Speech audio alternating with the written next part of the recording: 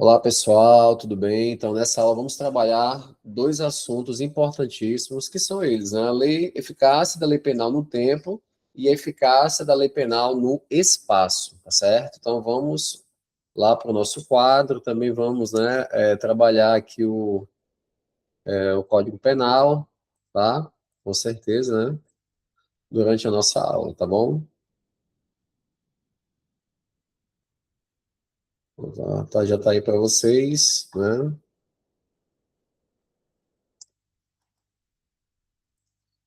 Então, pessoal, bora lá. Então, eficácia da lei penal no tempo.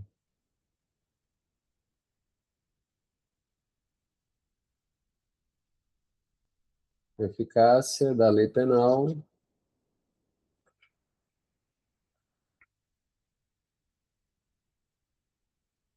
no tempo.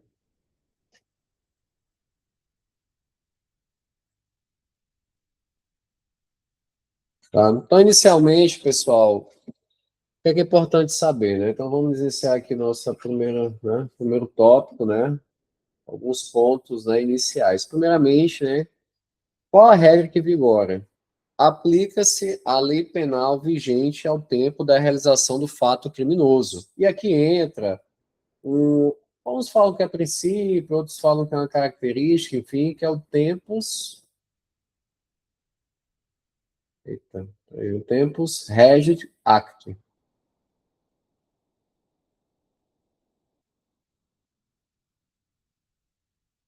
É o tempo regio acto, né? O tempus regit acto, né? Então, aplica-se em regra a lei penal vigente ao tempo da realização do fato criminoso, né? E aí, pessoal, nós temos aqui uma decorrência lógica, né, disso tudo aqui, que é justamente o quê? O princípio da legalidade, tá? É o princípio da legalidade. Então, é uma decorrência direta do princípio da legalidade essa questão da aplicação da lei penal, né, vigente ao tempo da realização do fato criminoso. E é óbvio, né? A lei penal, ela deve ser anterior ao fato criminoso, né? Então, da legalidade, nós temos, né, a questão do princípio, né, que deriva da legalidade, o princípio da anterioridade da lei penal. Então, a lei penal ela tem que ser anterior à ocorrência do fato criminoso. E qual é a exceção disso, né? Então, nós temos aqui, como eu falei, né, a anterioridade, né? Anterioridade, que é justamente a regra. Então, é a regra, né? Tem anterioridade. E aí nós temos, pessoal, como exceção a essa regra, nós temos justamente o que? A retroatividade da lei penal.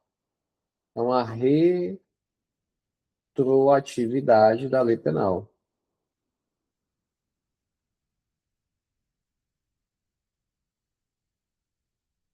Então, em regra, a lei penal ela é irretroativa. Então, a irretroatividade da lei penal é a regra, tá? A exceção é justamente o que é a retroatividade. E aí entra em cena aqui, pessoal, um ponto importante que é a chamada extraatividade, tá?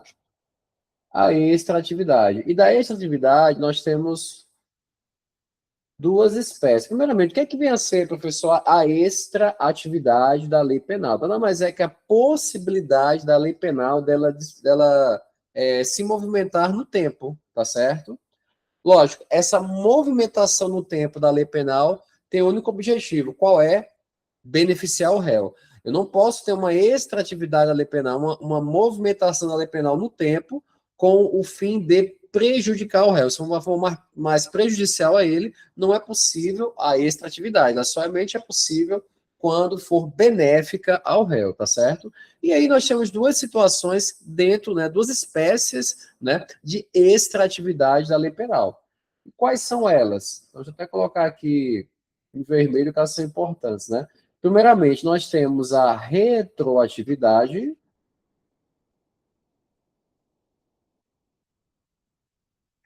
Nós temos a retroatividade e nós temos, pessoal, a ultraatividade, né? Professor, o que é que vem a ser a retroatividade? Quando a lei penal for mais benéfica ao réu, ela retroage, porque a regra é a irretroatividade. Então, a lei penal, ela não retroage. A própria Constituição Federal traz isso, né? Vamos falar depois sobre isso.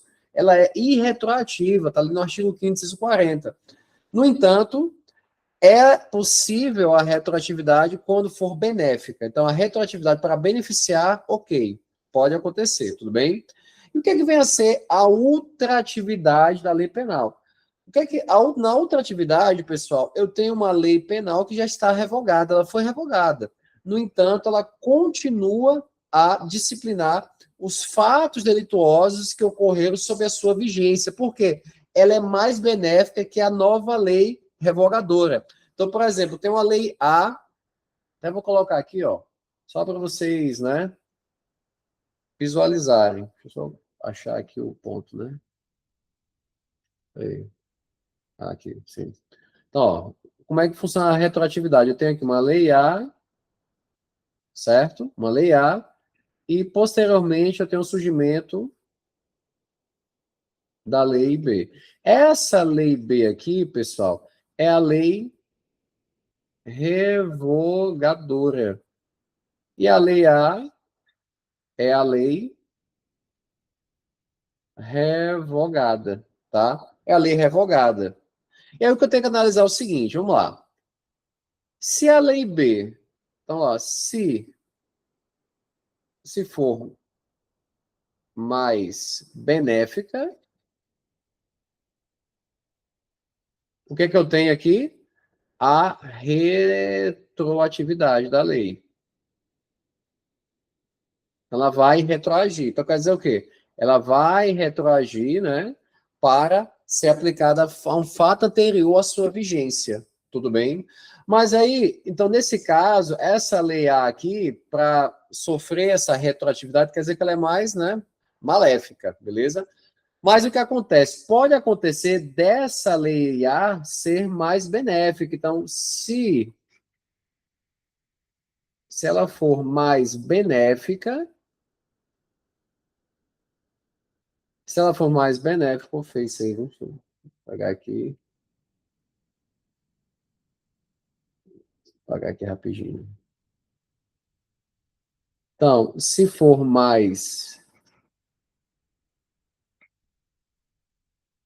ela for mais benéfica, aí eu tenho o quê? Essa lei A, ela será ultra ativa. Quer dizer o que? Ela vai se aplicar mesmo sem estando revogada. Por quê? Ela é mais benéfica. E nessa situação, essa lei B aqui, ela não vai poder retroagir, ela é irretroativa, porque ela prejudica o réu. Entenderam isso? Então, observe essa movimentação, né, da lei penal no tempo, tá? Então, olha só, primeira situação, lei A revogada, lei B mais benéfica. A lei B ela vai retroagir. Lei A revogada, lei B mais maléfica. A lei A continua disciplinando o fato ou os fatos ocorridos sob a sua vigência, que isso, ela será ultraativa, tudo bem? Na ultraatividade, ela se reporta para o futuro. Mesmo revogado, eu continuo ainda, mesmo que eu tenha o surgimento de uma nova lei que me revogou, né? Eu continuo, eu leio, mais benéfica mesmo que revogada, disciplinando os fatos ocorridos sob a minha vigência, tá, pessoal? Então, isso aí, né, é um ponto muito importante, beleza? E aí, pessoal, nós temos, né, então, findamos essa situação aí, e agora vamos trabalhar a questão que envolve o tempo do crime, né? Vou até colocar aqui embaixo, aqui, ó, tópico 2. Vamos agora falar do tempo do crime.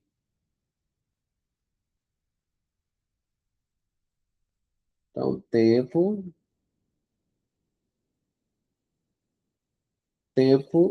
tempo do crime. Bem, então, nesse ponto aqui, é importante, pessoal, a gente observar o que diz o artigo 4º, né, do Código Penal, onde traz o que? A teoria da atividade, né? Teoria da atividade. Então, vamos lá no Código Penal. Deixa eu só abri-la aqui, vou deixar no jeito.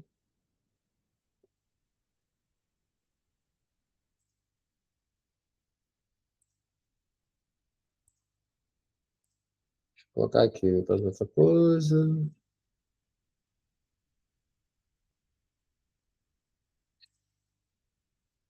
Acho que eu vou para a nossa tela mesmo, que aí que Peraí, deixa eu ver se aparece aqui o...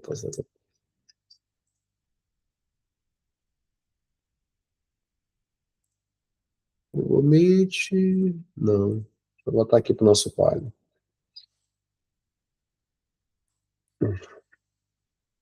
Voltou não? Vixe. Deixa eu... Ah, voltou. Voltou agora, pronto. Não tá abrindo, não tá partilhando aqui a tela, né? Deixa eu ver o que é que tá acontecendo. Deixar isso aqui. Deixa eu ver se agora, acho que agora vai. Ah, voltou para mim, ó. Aqui, ó. Pronto, agora eu vou conseguir compartilhar o Código Penal com vocês. Deixa eu ver se vai. Agora, enfim, né? Mas dá umas pane aqui. Então, pessoal, lá no Código Penal, no artigo 4, né, quarto, né? Traz aí, ó. Considera-se praticado o crime no momento da ação ou omissão, tá? Ainda que outro seja o momento o resultado. Então, a teoria da atividade é justamente isso aqui. O crime, ele considera-se praticado no momento da ação ou da omissão. Então, por exemplo, digamos, eu efetuo 2 tiros contra um indivíduo. Ele é hospitalizado e vem a óbito uma semana depois. O que não aconteceu quando? No dia que eu efetuei os disparos. Não foi no dia que ele morreu, tá? Então, eu vou analisar qual é a lei que vai ser aplicada. A lei que estava em vigor ao tempo da ação da omissão. Então, esse é o tempo do crime, tá? Então, em relação ao tempo do crime, adota-se a teoria da atividade, beleza? Existe ainda, pessoal, vamos aqui só voltar para o nosso quadro, tá? Só voltar aqui, apresentar outra coisa, tá? Pronto. Existe também outras 2 teorias que não são adotadas, tá? A teoria que é adotada é a teoria da atividade, né? Mas essa é adotada, mas existem outras teorias. Há outras teorias, que é a teoria do resultado,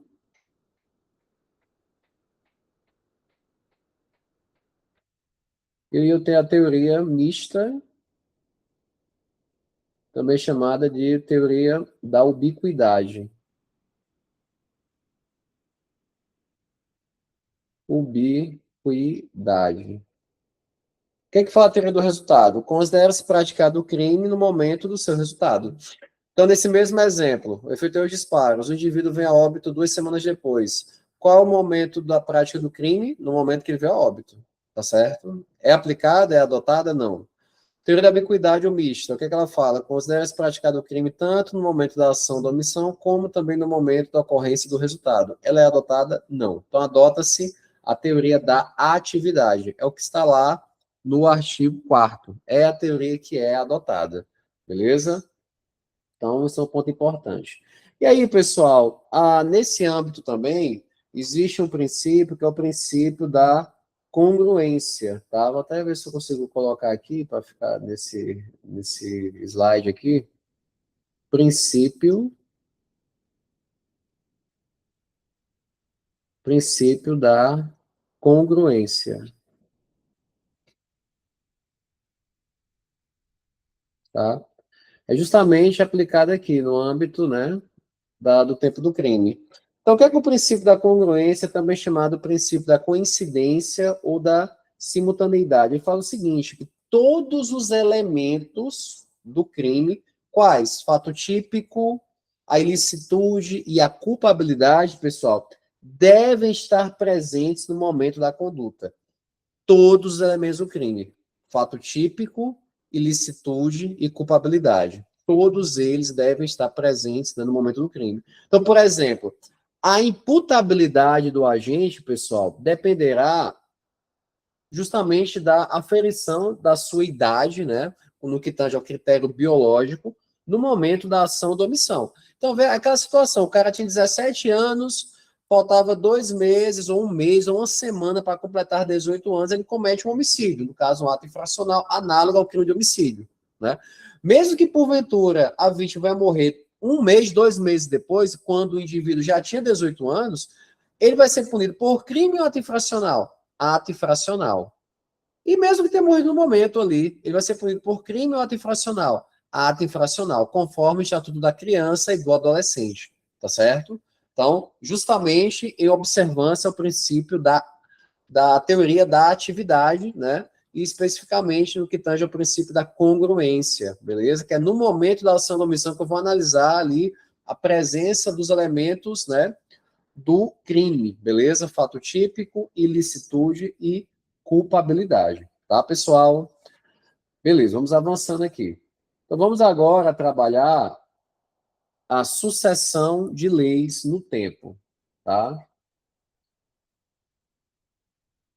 Então, sucessão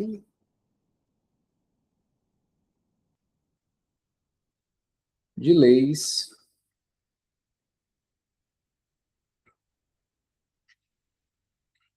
Então, sucessão de leis no tempo, beleza? É aquela situação, pessoal. Eu tenho de um lado a data do fato criminoso, né?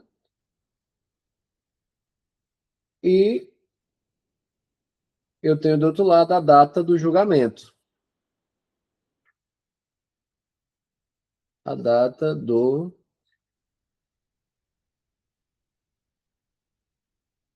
julgamento. Então, pessoal, entre a data do fato praticado e a do julgamento, né? Como também, além de ser a data do julgamento, tenho também, se for o caso aqui, né? A data do término do cumprimento da pena, tá? Ou do término do cumprimento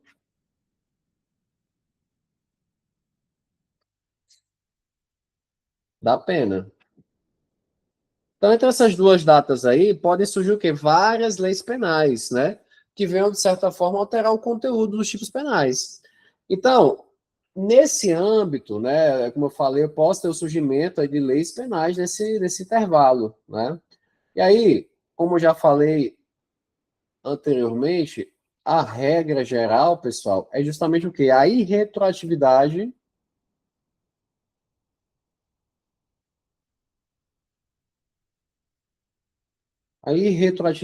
da lei penal.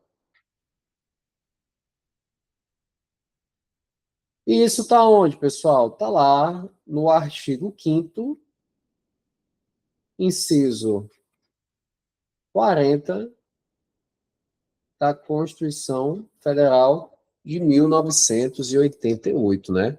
Então, vamos lá no artigo 5º, deixa eu ver se eu consigo abrir aqui. Aqui eu minimizei aqui, deixa eu voltar aqui, pronto. Agora vai dar certo. O artigo 5º, lá na Constituição Federal, para vocês visualizarem, tá?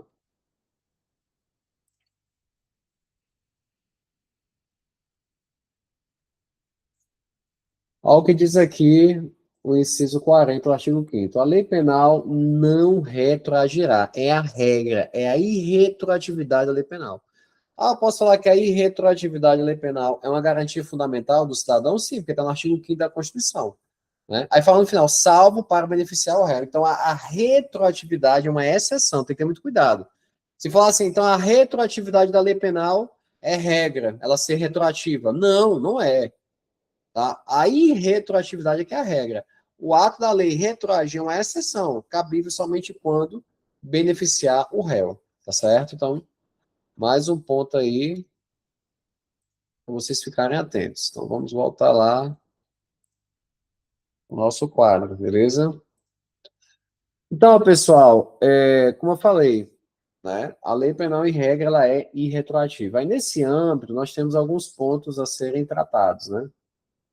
Então, primeiramente, nós temos, né, a novatio legis incriminadora, tá? Vamos aqui, 3.1.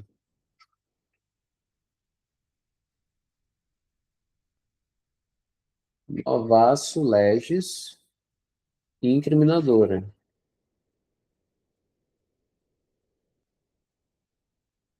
tá, pessoal?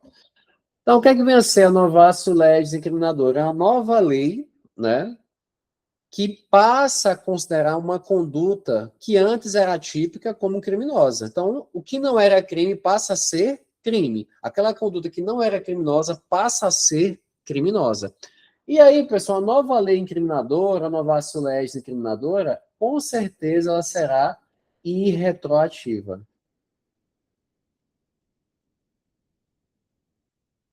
tá? Ela vai ser irretroativa. Então, a conduta que antes não era considerada criminosa passa a ser considerada criminosa. Então, tem a nova legis incriminadora, beleza? Temos também, pessoal, o próximo item aí, 3.2, né? A novatio, novatio legis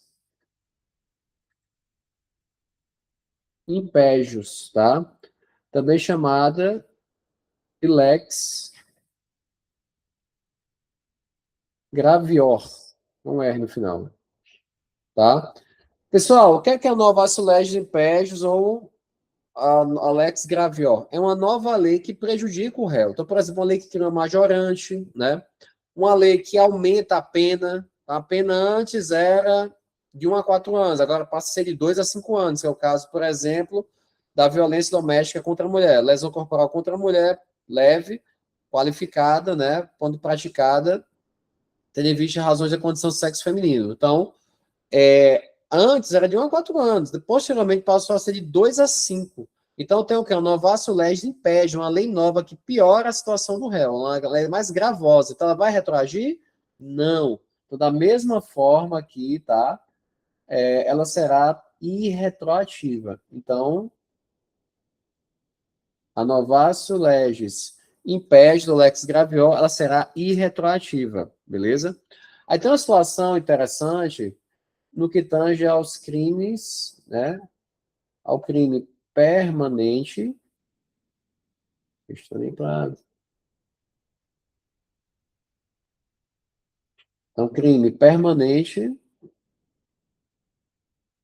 Deixa eu só conseguir aqui. Vou colocar assim: crime permanente, crime continuado e crime habitual.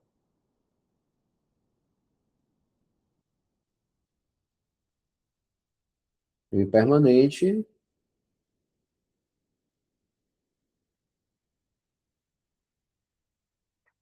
crime continuado, crime habitual. O que é o crime permanente, pessoal? É aquele cuja consumação se prolonga no tempo. Um sequestro, um cárcere privado, por exemplo, são crimes permanentes, tá certo? Pode durar um mês, 2 anos, enfim. Enquanto isso, o crime está em plena consumação. Crime continuado é aquele que, tendo em vista os modos de execução, né, crime de mesma espécie, tá? A continuidade, né, a prática do crime seguinte deriva, né, ali configura a continuidade da prática do primeiro crime. Então, vou analisar o modo de execução, vou analisar o tempo, o lugar, certo? Tem todos esses critérios. Então, o crime continuado, pratiquei um roubo hoje, pratiquei outro roubo amanhã, depois de amanhã, depois. Então, no intervalo de 20 dias, por exemplo. Então, tem uma continuidade delitiva. E o crime habitual é uma sucessão de atos, né? Então, um único ato não configura o crime. Eu tenho que ter uma sucessão de atos que demonstrem um estilo de vida. Então, isso é o crime habitual. E aí, para esses três crimes aqui, pessoal, eu tenho, primeiramente, em relação ao crime permanente e o crime continuado. Eu tenho a previsão expressa da súmula 711,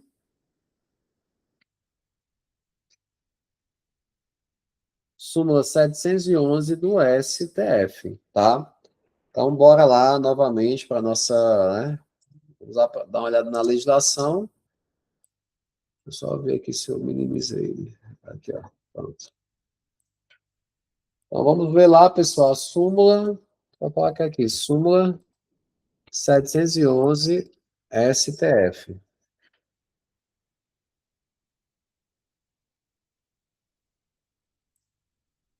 Pronto. Deixa eu abrir aí.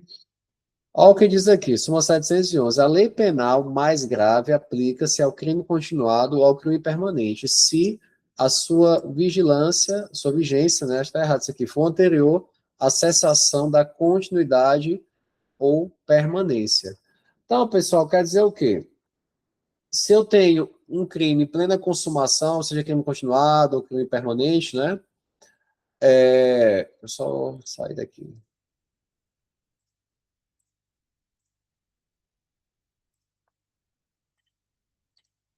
Então, se antes da cessação da continuidade ou permanência tem uma lei que, mesmo mais gravosa, suja, essa lei vai ser aplicada, tá? Então, por exemplo, eu só achar aqui o. Pronto, tá aqui, ó. Então, tem aqui um crime, né? Nesse intervalo. Então, tem aqui um crime e ele começa a consumação dele, né? E a consumação desse crime se dá até esse momento aqui. Então, durante todo esse período aqui do tracinho, ele está em plena consumação. E aí, quando ele começou, eu tinha a lei A. Aí, durante a consumação, surge a lei B. E essa lei B, ela é mais gravosa. E a prática da conduta cessou aqui. Aqui eu tenho, né, o fim da conduta criminosa, seja o sequestro, cárcere privado, crime permanente, ou a sucessão de crimes, crime continuado. Então, eu vou poder aplicar a lei B, que é mais gravosa, que ela é mais grave do que a lei que estava em vigor, no caso a lei A, que era mais benéfica, no início da prática das condutas, ou da conduta delituosa permanente ou continuada? Sim, é o que a súmula 711 diz, beleza? E em relação ao crime habitual, a súmula não fala nada do crime habitual, não é verdade? No entanto, a doutrina entende que se aplica a súmula 711 também ao crime habitual. Enquanto ali o crime está sendo, a sucessão de atos está acontecendo, se nesse decorrer surge uma lei que é mais gravosa, desde que antes da cessação da prática do crime habitual, né, dessa habitualidade delitiva, essa lei mais gravosa será aplicada? Sim, ela será plenamente aplicada. Beleza, pessoal? Tranquilo? Então vamos aí, tópico 3.3. Só o tópico 3.3. Vamos falar agora da abolição crimes.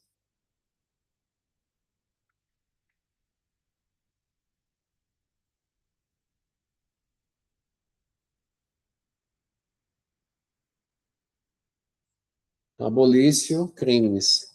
O que vai ser, pessoal, abolição crimes? Eu tenho nada mais que a revogação de um tipo penal pela superveniência de uma lei posterior. Eu tenho uma lei posterior que é descriminalizadora, tá? Então, aqui na abolição crimes, eu tenho que a superveniência, né, tá?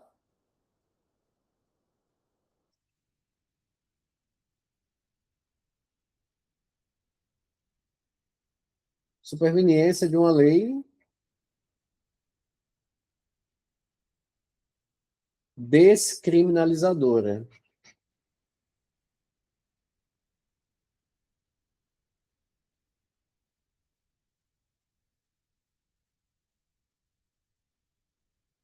A superveniência de uma lei descriminalizadora. Quer dizer, que é uma lei posterior que passa a considerar a conduta antes criminosa como não mais criminosa.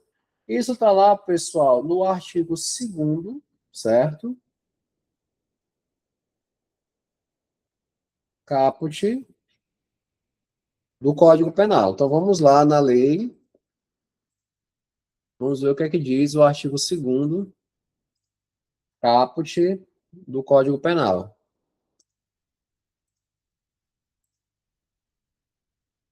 Então, olha só o que fala o artigo 2º. Ninguém pode ser punido por fato que lei posterior deixe de considerar crime, cessando em virtude dela a execução e os efeitos penais da sentença condenatória. Então, pessoal, a lei posterior que passa, que deixa de considerar conduta criminosa, ela vai retroagir? Com certeza, né? Isso aconteceu em 2005, crime de adultério. Adultério é crime e deixou de ser crime. Algo agora tratado no âmbito civil, direito de família, né? Questões de reparação por danos morais, né? Então, adultério não é mais considerado crime. Houve um abolício crimes, tá? Então, vamos voltar lá para o nosso slide,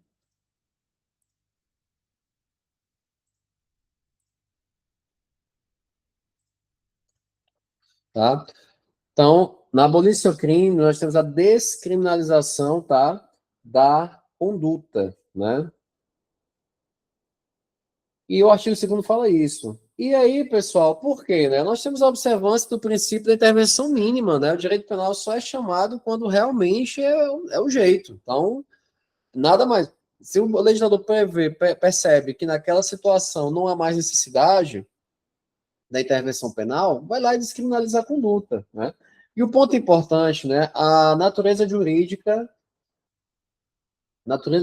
do abolício crimes, pessoal, trata-se de uma causa extintiva da punibilidade, né? É uma causa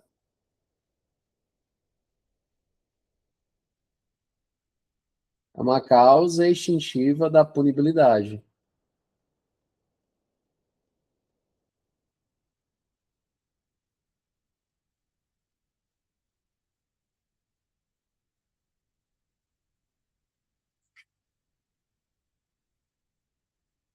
Uma causa extintiva da punibilidade. Está lá no artigo 7º, inciso 3 do Código Penal, tá bom? Então, essa aí é abolício crimes, né? E nós temos também, pessoal, mais um tópico aqui, em relação ao tempo do crime e tal, a chamada novatio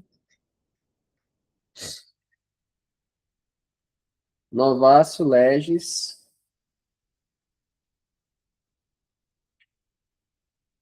immelius, né? Uma chamada de lex Nitior. Quer dizer o quê? É uma lei que é mais benéfica. Então, trata-se de uma nova lei que, de qualquer modo, beneficia o réu. Então, é uma lei que reduz a pena, uma lei que retira uma majorante, uma qualificadora do crime, e por aí vai, né? Então, e ela está onde, essa previsão da novatio legis immelius? Está lá no artigo 2º, parágrafo único do Código Penal, tá? Então vamos lá, no Código Penal, no artigo 2º, parágrafo único, né? Então, pessoal, lá fala o seguinte: a lei posterior, que de qualquer modo favoreceu o agente, aplica-se aos fatos anteriores, ainda que decididos por sentença condenatória transitada em julgado. Então, aí fala por si só, será que a Lex Meteor, ela retroage ou não? Sim, tá? Então, voltando lá para o nosso quadro, a Lex Meteor, pessoal, ela vai retroagir da mesma forma que até não coloquei aqui, a abolição crimes também retroage, tá? Não coloquei, mas vou até colocar aqui em vermelho, ó. Retroage para beneficiar, porque beneficia o réu. Da mesma forma, na Vacil Legis aqui, viu? Vou colocar aqui.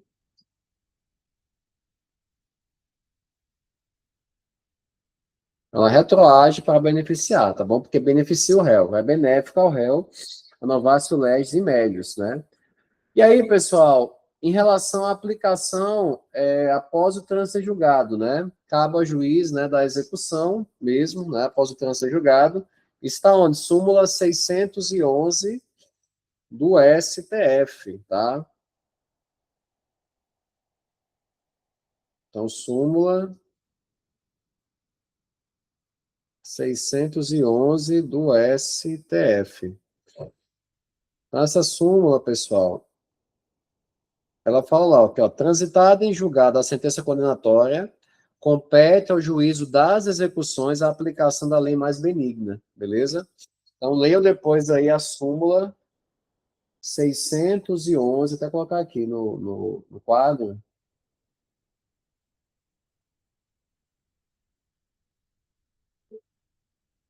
Súmula 611 do STF, tá?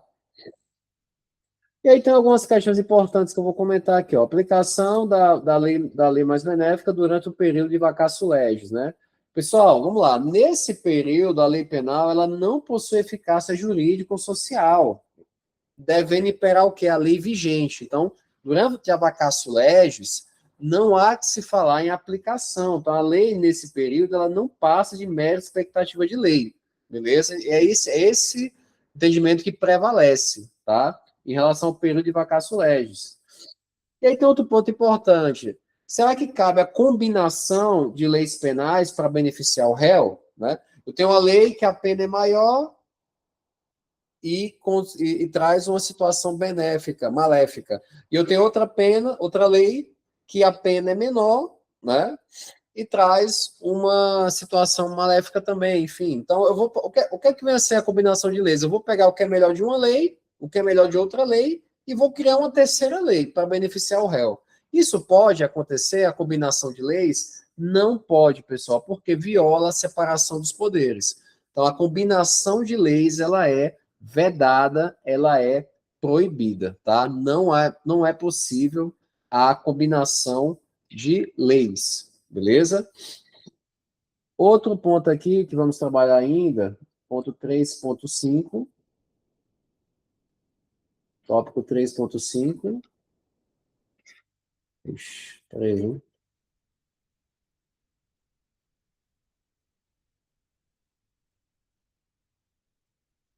Tópico aqui 3.5 é o princípio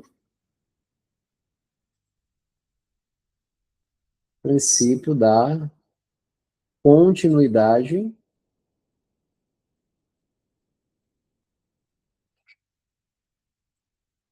normativo típica.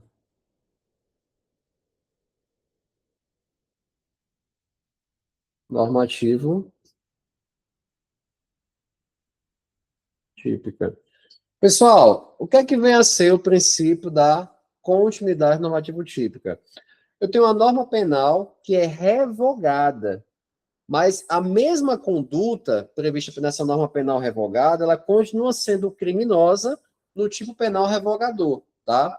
Então, por exemplo, eu tinha antes o crime de atentado violento ao pudor, que é a prática de ato libidinoso diverso da condição carnal mediante constrangimento, violência e grave ameaça. Posteriormente, esse tipo penal do atentado violento ao pudor, ele foi revogado, houve uma revogação formal. No entanto, materialmente, a conduta continuou sendo criminosa ou não, professor? Continuou. No entanto, passou a ser agora um elemento do tipo penal do crime de estupro. Então, o que antes era tipificado como atentado violento ao pudor, passa agora a ser considerado estupro. Então, isso nada mais é que o princípio da continuidade normativo típica, beleza? Princípio da continuidade normativo típica. E ele é plenamente aplicado na prática, né? Então, não tem nada a ver com abolício crimes, tá, pessoal? Isso é importante, né? Então, aqui, o princípio da continuidade normativo típica, ele difere, tá? Vou colocar assim, ele vai com a caneta mesmo que é melhor. Então, ele difere da abolício crimes.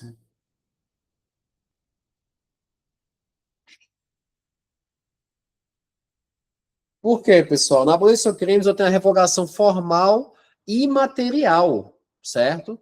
Na abolício crimes eu tenho revogação tanto formal, então o tipo penal ele é formalmente revogado, como também material. A conduta em si deixa de ser criminosa mesmo. Já na continuidade normativa típica, eu tenho a revogação formal, tá? Não há, não há revogação, não há revogação material, tá? Então a conduta ela continua sendo criminosa, agora sob uma nova roupagem. Então esse é o princípio da continuidade normativa típica, beleza? Então vamos avançando. Vamos agora trabalhar, pessoal, um quarto tópico muito importante, que é a lei temporária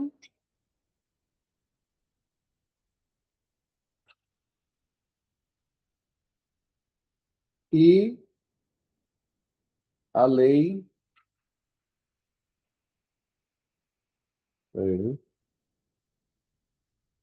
lei temporária e lei excepcional.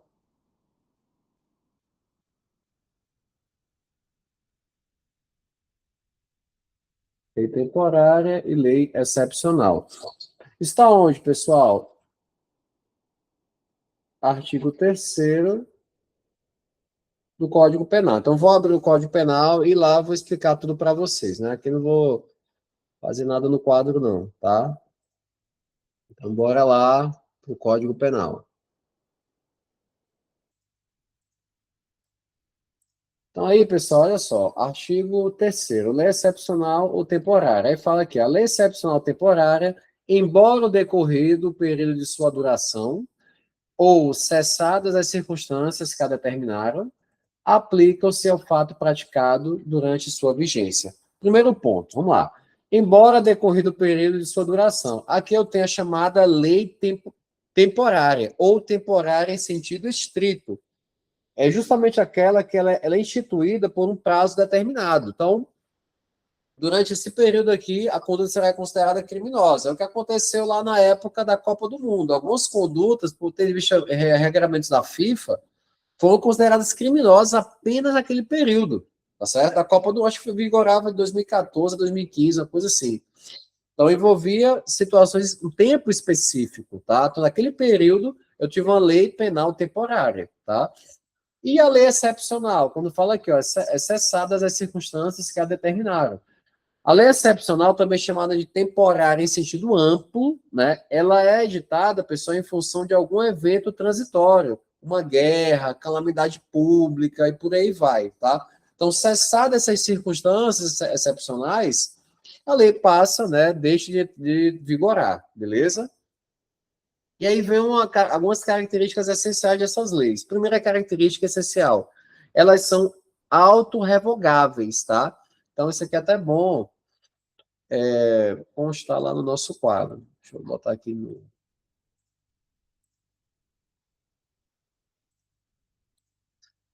Tá?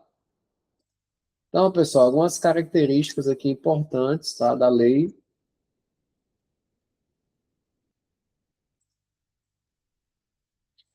Está dando um problema aqui. Ó.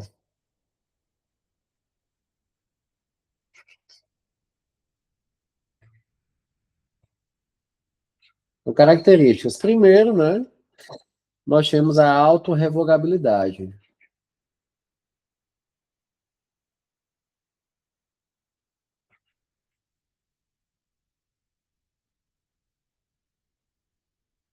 A autorrevogabilidade. E nós temos também a ultratividade.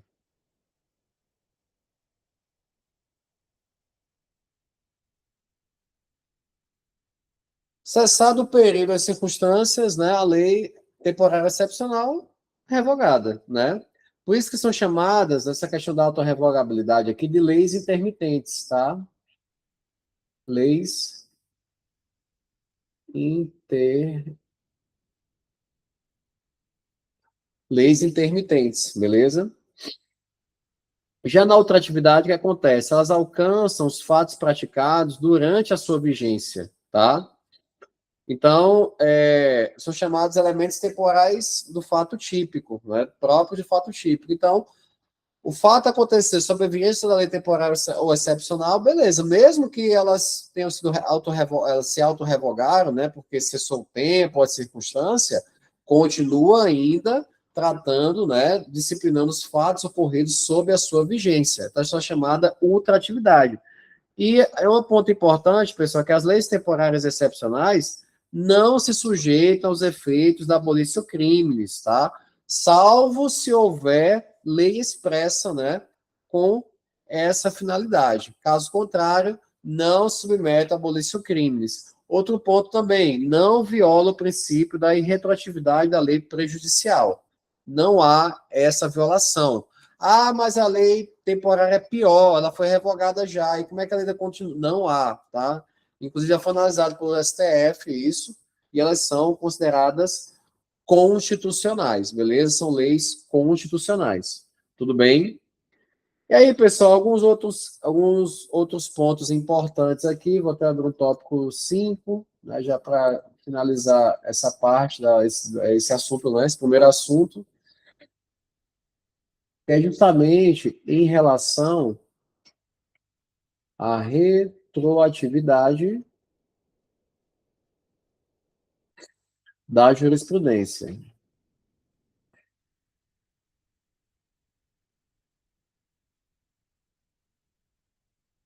A retroatividade da jurisprudência.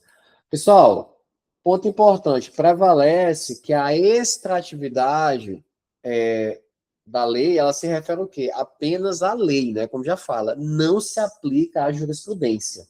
Então, em regra, a questão da extratividade, a movimentação da lei penal no tempo, se aplica apenas à lei, não se aplica à jurisprudência. E aí vem a situação que envolve a revisão criminal, né, que é um recurso utilizado, como se fosse um recurso, mas é chamada de ação autônoma de impugnação, né, a revisão criminal, e ela é cabível quando a sentença condenatória ela for contrária a um texto expresso de lei. Mesmo que o instância está julgado, cabe a revisão criminal nessa situação. Então, não se confunde aí, pessoal, com a mudança de orientação jurisprudencial, né? A respeito da interpretação de determinado dispositivo legal. Não tem nada a ver, tá? Então, a revisão criminal, ela cabe sim, mas ela não quer dizer que está tendo uma retroatividade jurisprudencial. Na verdade, não. Nada mais é que a sentença não observou a lei. E aí o STJ fala o seguinte, né? Admite a revisão criminal para aplicar de forma retroativa a jurisprudência que seja benéfica em situações de grande relevância, como, por exemplo, a declaração de inconstitucionalidade do dispositivo legal. Então, o STJ entende que é possível, a depender da relevância, né, da situação, aplicar a retroatividade da jurisprudência. Aí traz como uma situação relevante a declaração de inconstitucionalidade, teria capacidade de retroagir, tá? E aí também, pessoal, a doutrina fala que cabe a retroatividade benéfica quando dotada de efeito vinculante, né, da jurisprudência, que é o caso das súmulas vinculantes, né, e das decisões em controle concentrado de constitucionalidade, que é no caso das ADIs e ADCs, né, principalmente a ADI, né. A ADC também, porque a ADI e a ADC têm efeito dúplice, né, tá, como se diz, né, tá. Beleza, pessoal? Outro ponto importante, que eu vou só colocar aqui o tópico para constar, é a retroatividade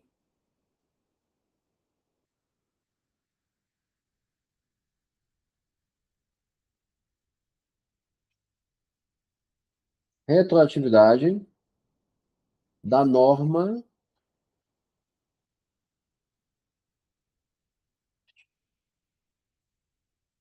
penal em branco, tá? A retroatividade da norma penal em branco. Pessoal, É aquela situação, né? Nós vimos na sala de aula que ela pode ser homogênea ou heterogênea. Homogêneo, complemento da norma decorre de outra lei. Lei complementando lei. Heterogênea, não. Eu tenho um diploma normativo distinto, uma portaria complementando lei, né? Então, o que acontece? Havendo alteração do conteúdo, até altera-se também, né? As normas complementares, né? Isso é importante.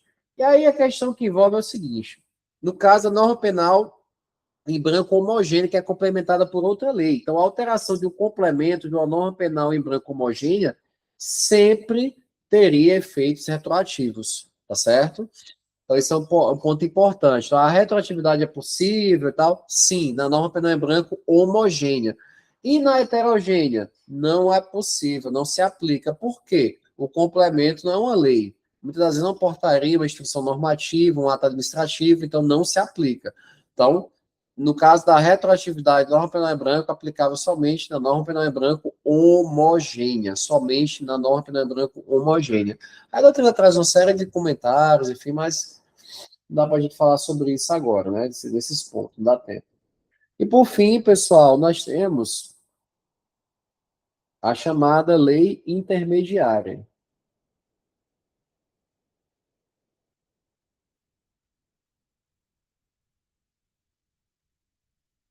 Lei intermediária, também chamada de intermédia,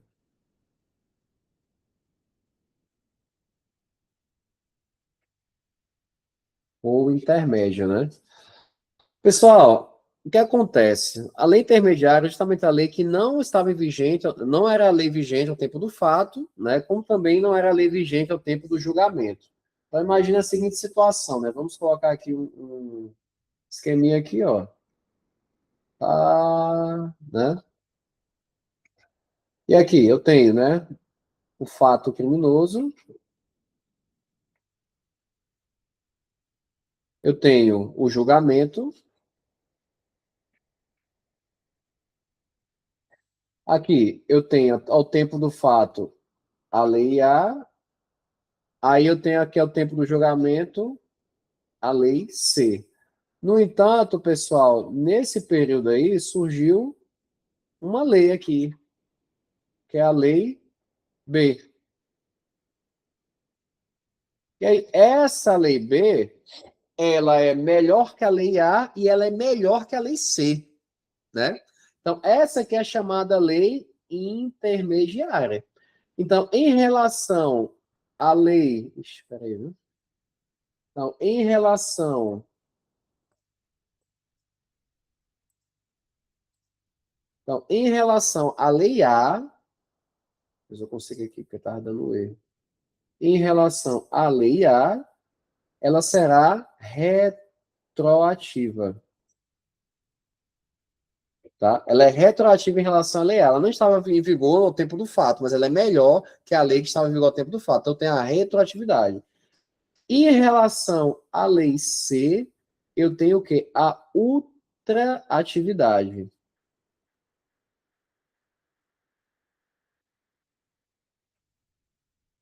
Então, ela tanto é retroativa em relação à lei ao tempo do fato, como também ela é ultraativa em relação à lei em vigor ao tempo do julgamento. Então, a lei intermediária, pessoal, ela é dotada de duplo efeito, tanto a retroatividade como a ultraatividade. E o STF aceita a lei intermediária, né? Falar que prevalece a norma mais favorável, né, que tenha tido vigência entre a data do fato e a data da sentença. Então, a lei intermediária, ó, ela é plenamente cabível e não tem nenhum problema. Beleza, pessoal? Tranquilo? Então, vamos, né, avançando, tá? Já vimos agora essa temática aqui, né, da lei penal no tempo, né, eficácia da lei penal no tempo. Então, vamos agora trabalhar a eficácia da lei penal no espaço, tá? Então, vamos aqui, eficácia,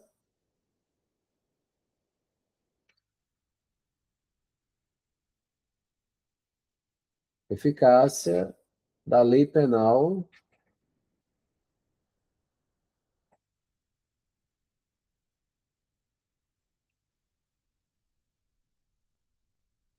eficácia da lei penal no espaço, tá? Pessoal, O que é que. Primeiro, antes de começar, né, a gente tem que trabalhar alguns princípios aqui, tá? Princípios que são aplicáveis, né, em relação à lei penal no espaço. Então, quando a gente fala do estudo da lei penal no espaço, o que ele visa, pessoal? Justamente o que? Apurar as fronteiras, né, de atuação da lei penal nacional. Até onde a lei penal pode ser aplicada. Será que isso é importante? Com certeza. Por quê? Porque isso envolve questões de soberania nacional. Imagina uma lei estrangeira sendo aplicada aqui no Brasil, ou vice-versa, né? E aí nós temos alguns princípios, pessoal, importantes, tá? Que eu vou elencar eles aqui, vou explicando, mas na doutrina vocês conseguem estudar eles também, né? Então, temos primeiramente o princípio da territorialidade. Territorialidade. E o que ele diz, pessoal? Que aplica essa lei penal do local do crime, tá? E aí, nesse ponto, não importa a nacionalidade do agente, da vítima, ou mesmo a nacionalidade do bem jurídico violado. Então, sempre vou aplicar a lei penal do local do crime. Ah, um brasileiro matou um francês nos Estados Unidos. Vou aplicar a lei penal americana. Um americano matou um russo aqui no Brasil. Vou aplicar qual lei? A lei penal brasileira, tá? Beleza? Então, sempre levando em consideração o local do crime, né? A lei penal do local do crime. E aí temos também, pessoal, o princípio da nacionalidade.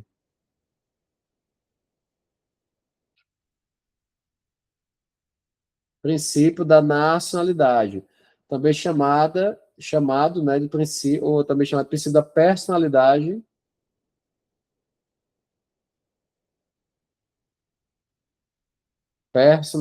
ativa,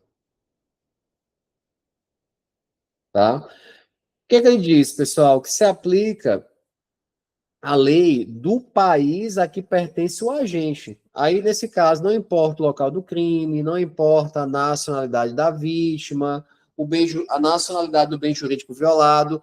O que é que vai contar? A nacionalidade do autor do crime.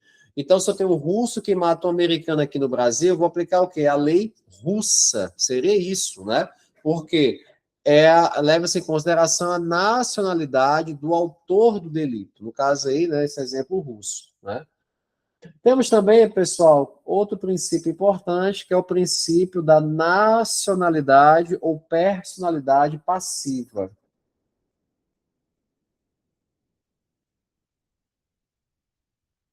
Nacionalidade ou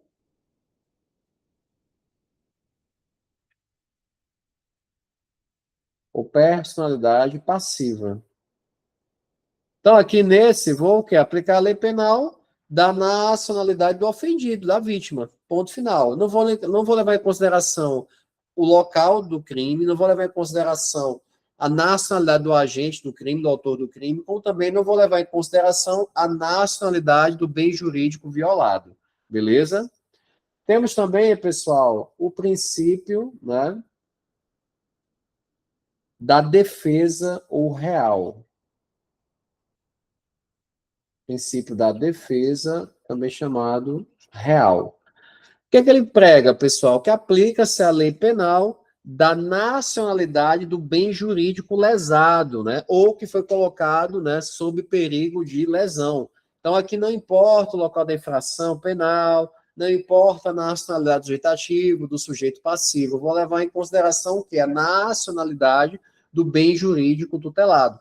Então, se eu tenho um crime praticado por um russo dentro do território francês que abale a administração pública brasileira, eu vou levar em consideração o quê? A nacionalidade do bem jurídico que foi violado, no caso, o Brasil. Então, eu vou aplicar, nesse caso, a lei penal brasileira. Então, o princípio da defesa ou real. E aí temos também, pessoal, um princípio importante, né? Que é o princípio da justiça penal universal. Justiça penal universal, tá? Ou também chamado, né, ou da justiça cosmopolita. Cosmopolita, né? Então aqui, pessoal, o agente ele fica sujeito à lei do país onde foi encontrado, não importando a sua nacionalidade, tá? Então, aqui não importa a nacionalidade do agente, do bem jurídico lesado, do local do crime, tá? Então, esse princípio ele está presente nos tratados internacionais, né, de cooperação, né, de repressão a determinados delitos de alcance internacional, transnacional, tráfico de drogas, de armas, tráfico humano, tráfico de órgãos, tá, pessoal? Terrorismo e por aí vai. Então, crimes assim, onde o indivíduo estiver localizado, ele pode ser preso. É o princípio da justiça penal universal ou cosmopolita, tá? Então, fica sujeito o agente à lei do país onde ele foi encontrado. Praticou um crime transnacional nos Estados Unidos, foi preso no Brasil, vou aplicar qual lei? Brasileira. Princípio da justiça penal universal ou cosmopolita, tá? E aí, pessoal, temos também mais um princípio, né, importante aqui, tá? Que é o princípio da representação,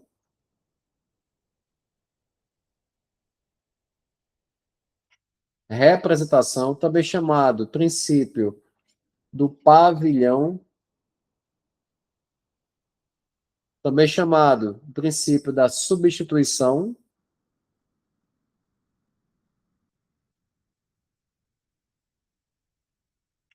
também chamado de princípio, que é bem, esse é bem conhecido, né, essa nomenclatura da bandeira, tá? O princípio da bandeira. E o que ele fala, pessoal? A lei penal nacional aplica-se aos crimes cometidos em aeronaves e embarcações privadas quando cometidos no estrangeiro e aí não sejam julgados. Então, digamos, eu tenho embarcação privada brasileira no mar territorial francês e lá acontece uma tentativa de homicídio. Deveria ser aplicada a lei francesa, né? Porque é uma embarcação de natureza privada que está no mar territorial francês. No entanto, o que acontece? Não é julgado o crime lá, não acontece nada. Aplica-se a lei brasileira nessa situação? Sim, porque é a lei, né, do país onde a embarcação, a quem a embarcação pertence, onde está cadastrada, matriculada, enfim. Então, esse é o princípio da representação, pavilhão, substituição ou da bandeira, tá, pessoal? E aí, alguns pontos, né, aqui são de suma importância para a gente comentar, né? Primeiramente, né, no nosso ordenamento jurídico, o que é que foi adotado, pessoal? Adota-se, né, aqui o princípio da territorialidade, tá? Então, eu vou até fazer um destaque aqui no nosso slide. Adota-se o princípio da territorialidade. Ele é o princípio adotado nos crimes cometidos no nosso país, tá? Agora, essa territorialidade, ela é absoluta, pessoal? Não, tá? Ela tem essa nomenclatura que a doutrina usa, é uma territorialidade, ó, temperada. Temperada. Quer dizer o quê? Não é,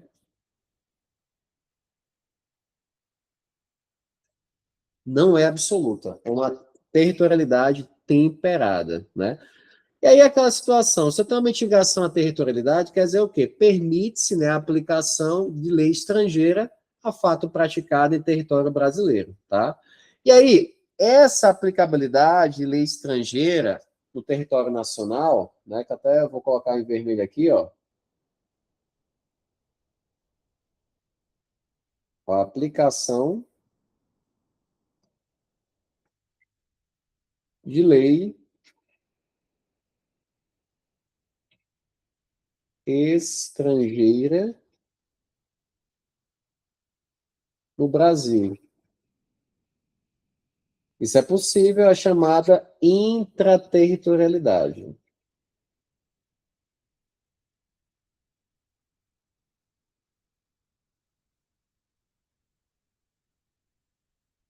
A intraterritorialidade é a aplicação da lei estrangeira no território nacional. Por exemplo, Aquelas situações de imunidade diplomática, o cara é um diplomata americano e pratica um crime no Brasil, ele tem imunidade, ele não pode ser punido aqui no Brasil. Aí tem uma série de questões que a gente não vai trabalhar, porque não vou mexer com isso, tá? Que seria a lei penal em relação às pessoas, né? Isso aí vamos deixar para vocês estudarem depois, tá? Vou pedir para a monitora fazer um resumo, não vou cobrar na prova, mas só para vocês estudarem, de conhecimento mesmo, né? Mas quem quiser já pode pegar a doutrina e ler, mas não vou cobrar não, beleza? Então, além da intraterritorialidade, pessoal, que é a aplicação da lei estrangeira no território nacional, como esse exemplo que eu falei para vocês, nós temos a extraterritorialidade, tá? Então, só, ó, intraterritorialidade, e nós temos também a extraterritorialidade, que é a aplicação da lei brasileira em relação a condutas praticadas fora do território nacional. E a extraterritorialidade, ó, extraterritorialidade, ela está lá, pessoal, no artigo 7º do Código Penal. Nós vamos falar sobre isso, tá? Então, a extraterritorialidade no Brasil, da lei brasileira alcança condutas praticadas no estrangeiro, né? Tá? E aí, os mesmos princípios também, né, são observados, nós trabalhamos, né? E aí, pessoal, tem a questão do território nacional. O que é considerado território nacional? Nós temos o espaço físico, né, ou geográfico, tá? E temos o chamado espaço jurídico, né? Que é o espaço físico por ficção, por equiparação, por extensão, né? Também chamado de território flutuante, né? Então, até então temos o território físico em si, né? E temos o espaço jurídico, beleza? E aí, pessoal, o território físico, fala aqui, né? É o espaço terrestre, marítimo e também aéreo, né? Que é sujeito à soberania do Estado. Aí envolve solos, rios, lagos, mares interiores, baías, faixa do mar exterior ao longo da costa, são as famosas 12 milhas marítimas, né, de largura, que são medidas a partir da linha de baixa mar, do litoral continente, enfim, né, tá? Aí entra nisso aí, que há também a chamada zona econômica exclusiva, né, que é uma faixa que se estende ali das 12 milhas marítimas em diante, né, e aí é um ponto importante se falar, que não se aplica a lei penal brasileira com fundamento no princípio da territorialidade, na zona econômica exclusiva, que não se aplica. Tá? Na zona econômica exclusiva, que é uma zona de exploração exclusiva, né, do Brasil, não se aplica a lei brasileira com fundamento no princípio da territorialidade. Mas é possível aplicar em relação ao princípio da extraterritorialidade? É. Tá? Então, é possível, com base na extraterritorialidade, está aí na tela, aplicar a lei penal brasileira no âmbito da zona econômica exclusiva, tá, pessoal? A doutrina fala lá do mar territorial, da zona contígua, zona de exploração econômica exclusiva, plataforma continental, faixa de fronteira, terreno de marinha. Então, vocês dão uma lida depois lá, tá? E aí, pessoal, tem um ponto importante que é a extensão do território nacional. Então,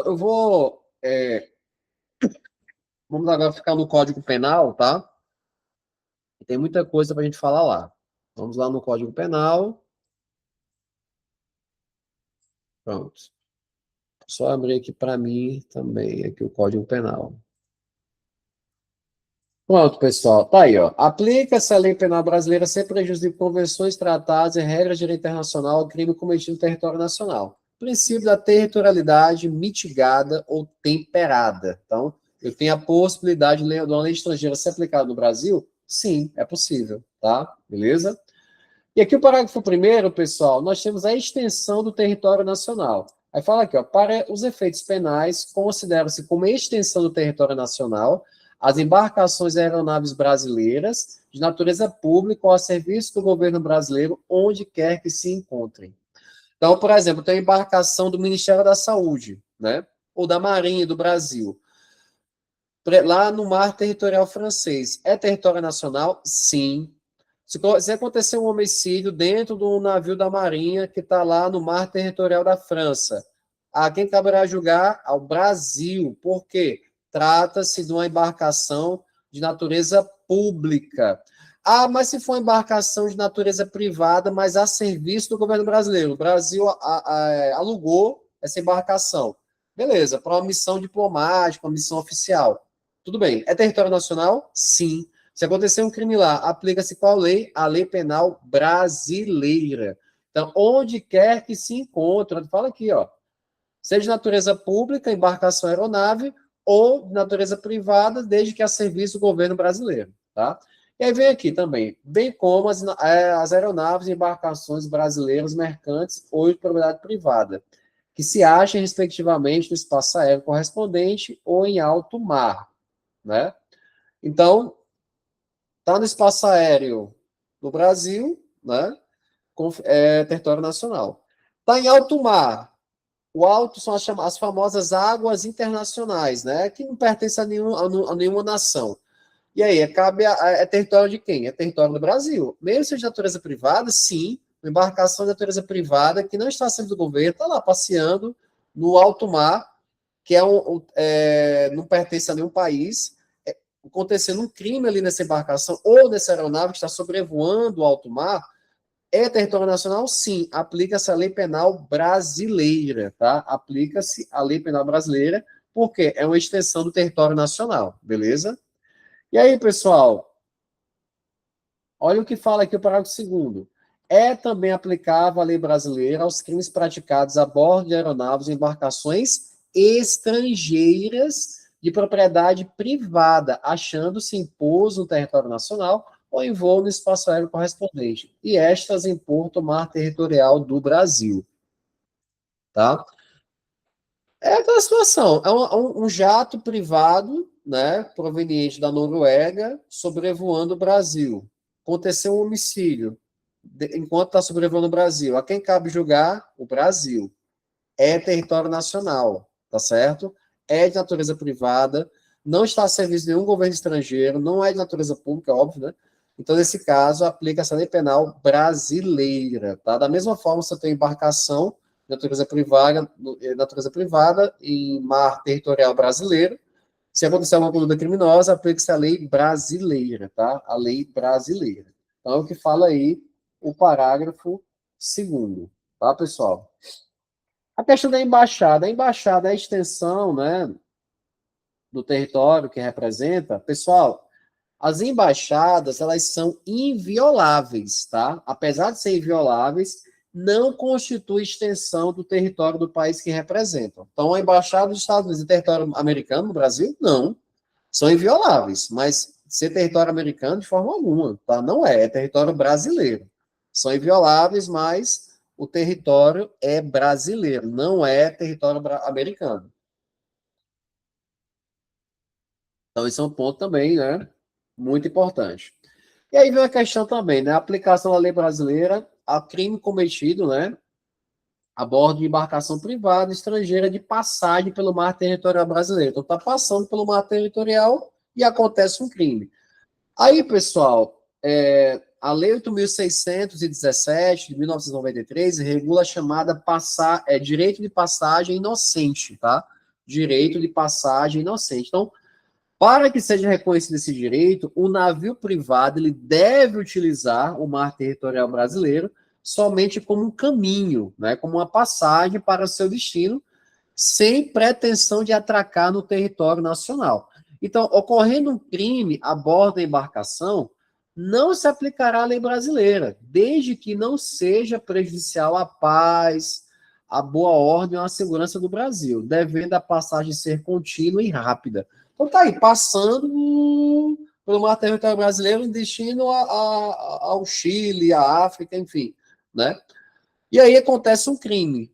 Se essa conduta não infligir a paz do Brasil, a ordem do Brasil, a segurança do Brasil, se não interferir em nada disso, vai aplicar a lei brasileira durante essa passagem? Não vai, tá?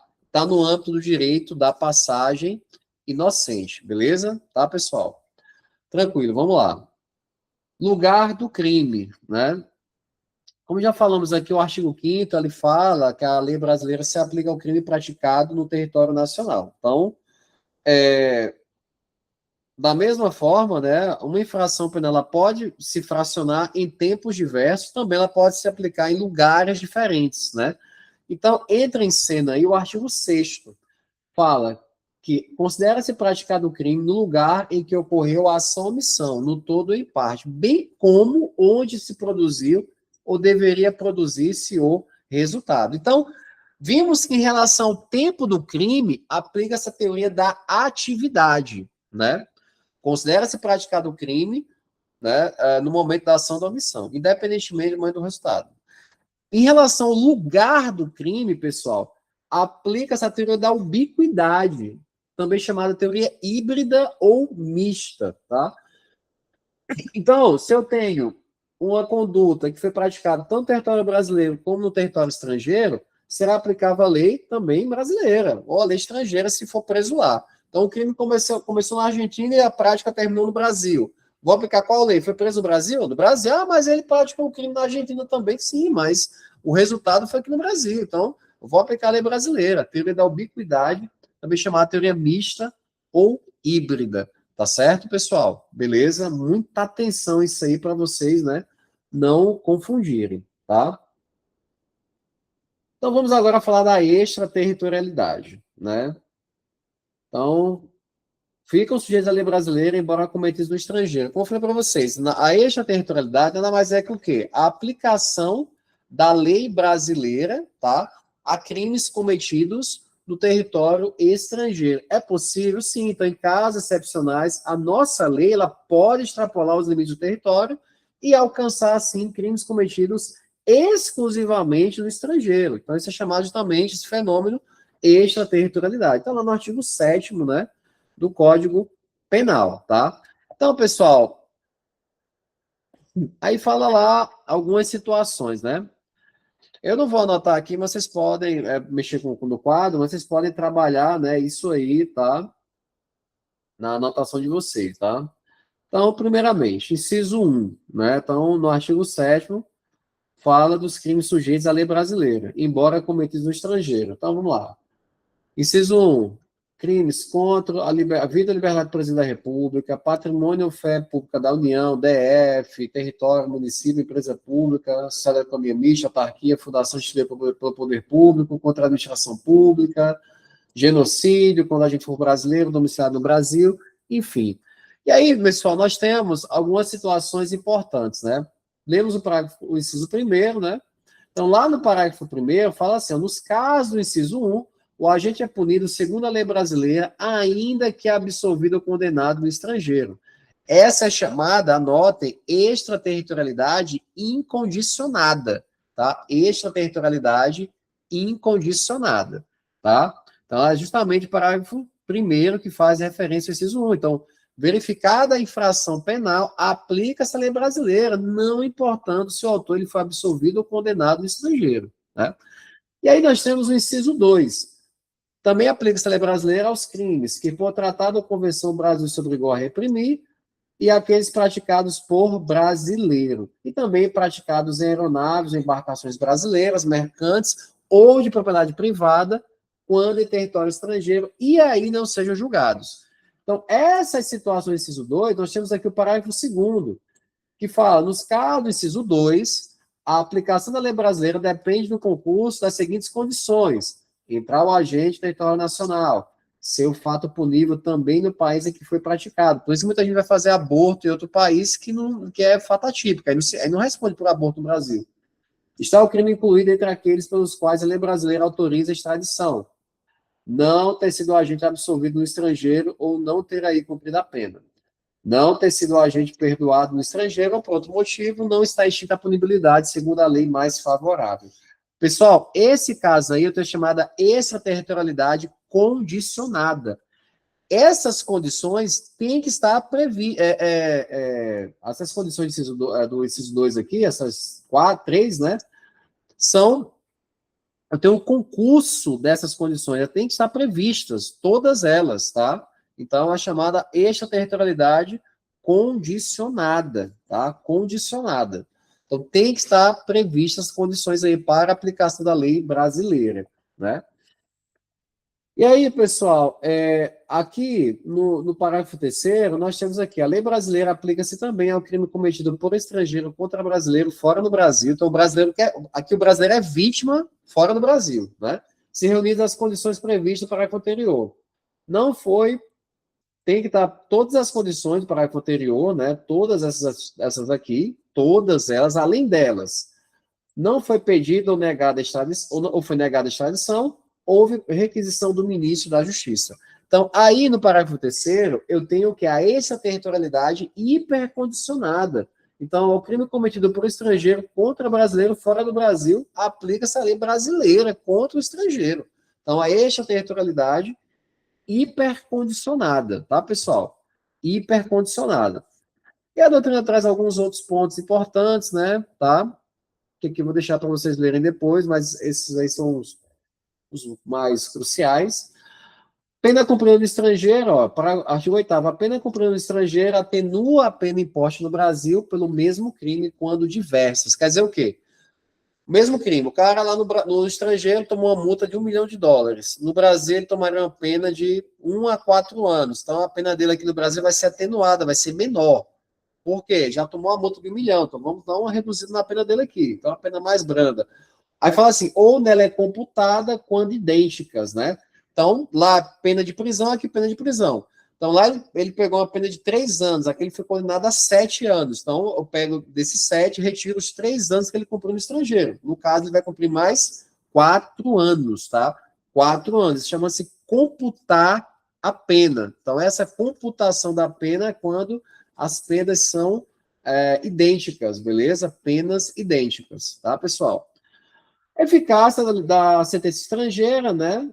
Ó, a sentença estrangeira, quando a aplicação da lei brasileira produz na espécie as mesmas consequências, pode ser homologada no Brasil para obrigar o condenado à reparação do dano, a restituições ou outros efeitos civis, sujeitá-lo à sentença, à medida de segurança, no caso, né?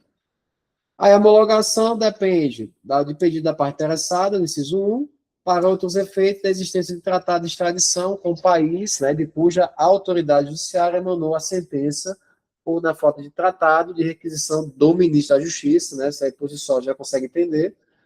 Já essas questões aqui, pessoal, são questões mais gerais, né? Fala aqui, contagem de prazo, dia do começo, inclui-se no cômputo do prazo, conte-se os dias e os meses e os anos pelo calendário comum. Então, aqui é um prazo material, né? Dia do começo, incluindo o cômputo do prazo, beleza? Os prazos penais, no caso, são assim, tá? Eu vou incluir o dia do começo. Então, por exemplo, quando lida com prisão, o cara foi preso no dia 10, 11 horas da noite. Então, já conta como um dia preso, tá? Então, prazo de natureza penal, material. Frações não computáveis da pena, desprezam-se nas penas privativas de liberdade, nas restritivas de direitos, as frações de dia e na pena de multa, as frações de cruzeiro, aquele de real, no caso, né? O cruzeiro não existe mais. As regras gerais deste código aplicam-se aos fatos incriminados por lei especial, se esta não dispuser de modo diverso, sim, claro, óbvio, né? Vai se aplicar a lei de drogas, tortura, o Código Penal, então são disposições aqui como se fossem finais, mas não é, né? Aqui começa já a teoria geral do crime que nós estamos, né, trabalhando em muitos pontos, né, em nossas aulas, tá, pessoal? Então, com isso, né, eu encerro a aula, então foquem nesses dois assuntos, tá, eficácia da lei penal no tempo e no espaço, então foram esses dois. Eu ia falar de lei penal em relação às pessoas, mas aí, né, não vou deixar para lá, vocês depois estudem em casa, e qualquer dúvida, estou à disposição, tá bom, pessoal? Bons estudos, né? E até a próxima. Qualquer dúvida, eu estou à disposição, tá bom?